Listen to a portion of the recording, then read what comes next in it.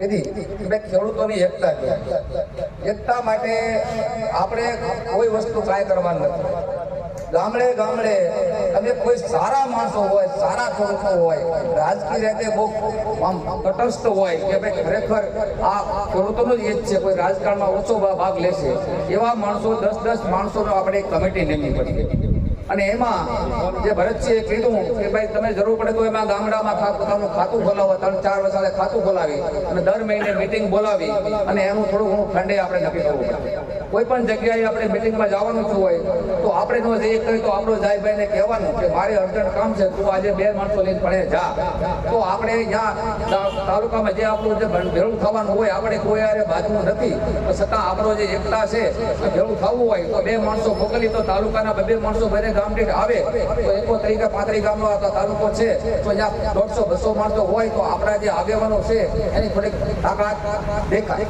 આ બાબતે આપણે એક થવું જોઈએ। દર મહિને મીટિંગ બોલાવવી પડે, ખેડૂતોના શું પ્રશ્નો છે। પછી ભાઈ સાહેબે અમે ડોક્ટરે કીધું કે કાલે જરૂર પડે તો શાકભાજી બંધ કરવા, પછી યાર્ડમાં ડુંગળી લાવવાની, આપણે બધા જો આખા તાલુકા સંમત હોય તો યાર્ડમાં ડુંગળી શું કામ લાવી ભાઈ, આપણે ત્યાં લેવા આવતા જ તે કટરો લઈને આવતા, એના મજૂર લઈને આવતા, ત્યાં આવીને આપણે મન પડતો દેતા ન દેતા। એ પદ્ધતિ આ એક સિસ્ટમ છે ને, અહીંયા આવીને આપણે પેલા ઘેટાની જોડે કાપીને ઉભા રહી અને હાજે જઈને બૈરી પૂછે તો આપણે એમ નથી કહી શકતા કે ભાઈ હું છું ને હું નથી કહી શકતા, તના મને બધા દેહથી કામ કરવા મળીએ। પણ હવે આ છે ને ખેડૂત ખોટ ખાય તો ખોટી ન થાય, પણ આપણે મહુવા તાલુકા, તળાજા તાલુકાના ખેડૂતો ઘણા ગરીબ છે, છતાં ખોટ ન કરવી હોય ને તો આપણે થોડું ખોટી થવું પડશે અને ક્યારેક મીટિંગમાં જતો રહેવું પડશે અને ચર્ચાઓ બધી કરવી પડશે અને એમાં ભાગ લેવો પડશે અને બધાને સહકાર લેવો પડશે। આને ખેડૂતોની એકતા કહેવાય। બીજી વાત તમને વાત કરવી છે કે ભાઈ શિમલાના સફરજન છે, શિમલાના સફરજન શું મહુવામાં ભાવે વેચાય છે? 100 રૂપિયા છે અંદાજે, 120 રૂપિયા છે। તો આપણે બીમાર પડીએ છીએ તો ખાઈએ છીએ, અહીંયા ખાઈ છે નથી? તો આ ગુજરાતના સફરજન છે, જ્યાં ઠંડી પડી છે તેને ખાવા પડે છે, તો એનો લાભ કે એને સિટીને પ્રજાને ઠંડા પ્રદેશોમાં આપણા સફરજન સસ્તા વેચી અને ઉત્તર ભારતના મત એને લેવા છે। તમારા ગુજરાત અને મહારાષ્ટ્ર 4 રાજ્યોના ખેડૂતોના ભોગે લેવા છે, તો એ સફરજન એ 10 કિલો વેચી નાખે ને? ના તો સફરજન ખાલી એક ઝાડ જ આવે છે, આપણા ગુજરાતમાં કેમ કેરી પાકે છે અને એ ત્યાં ઉતરી લાવે છે, તો આ તો ડુંગળી કઈ રીતે પાકે તમને ખબર છે ને? આપણી ડુંગળી એક વાર આપણે મોગરા સોંપી, બીજે વાર કાળું ઘી સાજી, એની કળી થાય અને કળી ચા પછી બીજે વાર આપણે કાળી સોંપાવીએ અને કાળી સોંપે 3 વર્ષની કોઈ 3 વર્ષ આપણે પૈસા આવવાના તૈયાર હોય ત્યારે ઓટોમેટિક નિકાસ બંધ કરી દે અને આપણે સાનામાના બેહી રહીએ। તો ઈ સફરજન કરતા આ ડુંગળી મોંઘી છે, આપણે 3 વર્ષે પાકે છે, છતાં આપણે કાંઈ બોલતા નથી। તો આપણી ડુંગળી અહીં મોંઘી વસે તો વેચાવાથી લઈને વિદેશમાં નથી વેચાવાથી। તો ઈ વિસ્તારમાં જે પાકે છે એ બધું આપણે મોંઘું ખાઈએ છીએ, છતાં આપણે કઈ બોલતા નથી, આપણને પોસાય છે અને આપણી ડુંગળી જ્યાં સસ્તી ખવડાવે છે, કામ ઓનલી ફોર રાજકીય ઉપયોગ, જ્યાં સસ્તી ઉત્તર ભારતમાં ખવડાવે તો જ્યારે એ ભારતમાં મત દે, બાકી નકર આ રાજકીય ડુંગળી છે ને બધાને પાડી મોદીભાઈને ખબર છે, એટલે 31 માર્ચ સુધી અને ભારત બહાર ક્યાંય પણ ડુંગળી જવા દેતી નહીં। આપણા પાડોશી દેશો બાંગ્લાદેશ, નેપાળ, શ્રીલંકા, ભૂતાન આ બધા દેશોમાં અત્યારે 200 કિલો ડુંગળી વેચાય છે। પાકિસ્તાન હારે તો સંબંધો ખરાબ છે, આપણે નથી જવા દે, પણ જે બાય રોડ જાય છે એટલા દેશોમાં જવા દે ને તોય તમને પડતર મળી જાય એમ છે, 500 ની આજુબાજુ મળી જાય એમ છે, છતાં એને જવા દેવું નથી। શું કરવા કે એને એ બધા ઉત્તર ભારતના રાજ્યોનો મત 2024 ની ચૂંટણીમાં મત લેવા છે, એટલે આવું છે પ્રતિબદ્ધ મૂકી દે, ડુંગળી સસ્તી ખાય એને મત દે, એને સિટીની પ્રજાને જો સસ્તી ડુંગળી ખાવી હોય તો અહીંયા ગામડામાં રહેવા બી આપણે આપણી ત્યાં ના પડી, અહીંયા 2 કિલો મફત દઈએ આજે આપણે, એને મોંઘી લાગતી હોય તો બધા ઓનલી ફોર ખેડૂતોના ભોગે આ રાજકીય ડુંગળી બની ગઈ છે અને આપણી ડુંગળી બહાર નહીં જવા દઈને પ્રજાને, સિટીની પ્રજાને સસ્તી ખવડાવી છે અને સિટીની પ્રજા એને 50% મત એમાં વૈયા જાય છે, ગામડાના ત્રણ ભાગ પડી જાય છે ભાજપ કોંગ્રેસના હાથમાં અને 80% મત લઈ અને ચૂંટણી જીતી જાય છે। તો ક્યારે આપણી એકતા નથી, ગામની 10 ખેડૂતો તૈયાર થઈ જાવ અને હારું મોડું હોય ગમે ત્યારે હોય આવા પ્રસંગ કર્યા કરો અને આપણું સંગઠન બનાવો, મારા ચાર કરી રાખવાનું કે આનું તે શું કર્યું, આ ડુંગળી આ કપાસ તો શું કર્યું. અમારે તમને કોઈ સહારા નથી. સામે ઇન્ડિયાનું ગઠબંધન થઈ ગયું છે. હવે સમય પાકી ગયો છે.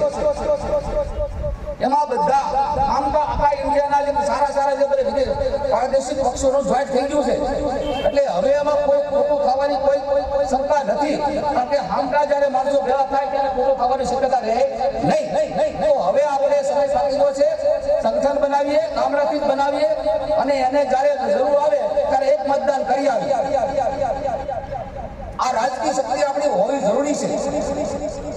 આ લોકશાહી દેશમાં તમે રાજકીય શક્તિનો નહીં ઉપયોગ કરો ને સાનામાના બેહી રહો તો આપણે મરી જશું. ખેડૂતો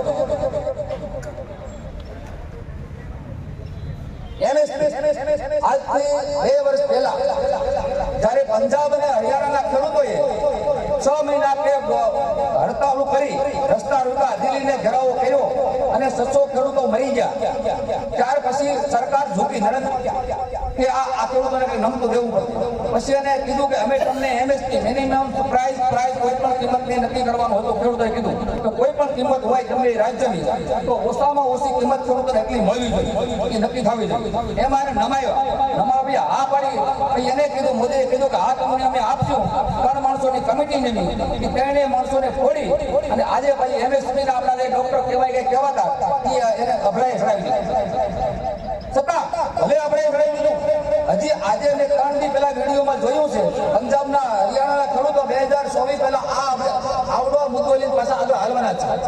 અને છેલ્લો ખેડૂતોનો કોઈ ઉપાય નથી. એક જ ઉપાય છે, કોઈ પણ મિનિમમ પ્રાઇસ કપાસ છે તો 1500 થી નીચે વેચાવો ન જોઈએ અને વેચાય તો સરકારી માળા યાર્ડમાં હાજર જોઈએ અને લઈ લેવો જોઈએ. પછી વિદેશમાં નિકાસ કરાય કે કપાસા કરીને ભેહુંને ફળ ખવડાવે કે તેલ કાઢે કે કદરિયામાં ફેંકી દે. આપણી બોલકા ખેતી પ્રધાન દેશમાં મિનિમમ સવેલ આપણે મળવી જોઈએ તો જ આપણે ખેડૂત ઉભા રહી છે. તો જ તમારા છોકરાને તમે ભણાવી શકશો કે કંઈક મારું મકાન કરી તો કંઈ કરી શકશો નહીં. તો એના માટે આપણે ખેડૂત મેં પહેલો મુદ્દો કીધો કે ખેડૂતોની એકતા જોઈ. આ લોકશાહીમાં એકતા છે બહુ મહત્વની છે. અને તો જ કોઈ પણ રાજકીય સંગઠનને પછી આપણને કહેવા આવે કે ભાઈ તમારી ખેડૂતો તમારી પાસે દાદા માણસો છે, ભરતસિંહને કહેવા આવે કે ભરતસિંહ તમારી પાસે માણસ તમારા માણસ કોણ તો મને એટલા બાદ મળી. પણ આપણું સંગઠન મજબૂત જોઈ.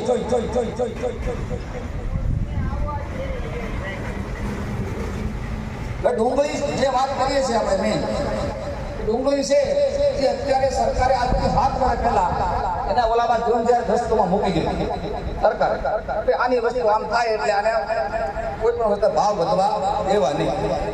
જ્યારે ભાવ વધે ત્યારે ગરીબોને સીધું અને એમ જાય છે કે 20 કિલો આપણે યાર્ડમાં કોઈ શાકભાજી વેચતા હોય તો બધાને ખબર હોય કે 20 કિલો ડુંગળી જાતી હોય. અહીંયા કોઈ રીંગણા જાતા હોય ને તો ઓલે પણ બજારમાં 40 કિલો વેચાતા. અહીંયા ખાલી ખેડૂતોની ડુંગળી 15 રૂપિયા વેચાવા મળે એટલે અહીંયા 60 રૂપિયા વેચાવા મળે. એટલે સરકારના સીધા આ કાન ખોલી જાય કે સીધા આ તો 60 રૂપિયા વેચાવા મળી છે. 60 રૂપિયા વેચાવ અહીંયા તો ખેડૂતોને 15 રૂપિયા જ મળે છે અને 3 વર્ષે પાકે છે. એની સંગ્રહ શક્તિ અત્યારની જે આપણી કલીની ડુંગળી સમેલી છે એની સંગ્રહ શક્તિ ઓછી છે. આપણે રોકી નો વેચવી પડે. ઉનાળો તો રોકી અને સોમાએ રોકી તો એમાં એને 40% નિર્યાત નાખી દીધી હતી. $800 ટેક્સ નાખી દીધો. એટલે ગમે એમ કરી અને 2024 સુધી ડુંગળી અને સસ્તી ખવડાવવાની છે. ખવડાવી અને આપણે એને મત લઈને પાછું અને વડાપ્રધાન બની જવાનું. અને પછી 5 વર્ષ આપણે હવેનો સમય એવો આવશે ને આપણે તો બહુ ખરાબ સમય આવશે. તો મિત્રો તમને આ ખેડૂતોની વાત હાશી લાગી હોય, તમને એમ લાગ્યું હોય કે ભાઈ બરોબર વાત છે, આ યોગ્ય કહેવાય ખેડૂતો માટે, તો નીચે આપેલા બટનને દબાવી ચેનલને સબસ્ક્રાઈબ કરો અને બાજુમાં પેલા ઘંટડી બટન છે તેને પણ દબાવી દો, જેથી કરીને ખેડૂતોને લગતા તેમજ અન્ય યાત્રાધામોના વિડીયો પણ તમને મળતા રહે. તો મળશું હવે નવા વિડીયોમાં. ત્યાં સુધી જય સિયારામ અને બાપા સીતારામ.